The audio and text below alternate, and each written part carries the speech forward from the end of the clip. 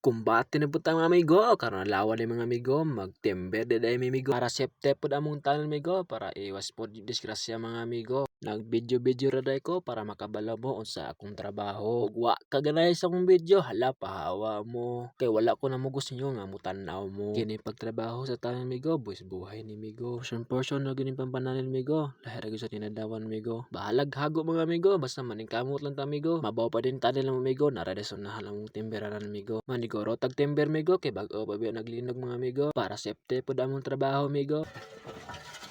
Ay napunta sa to ang opisina. Sina.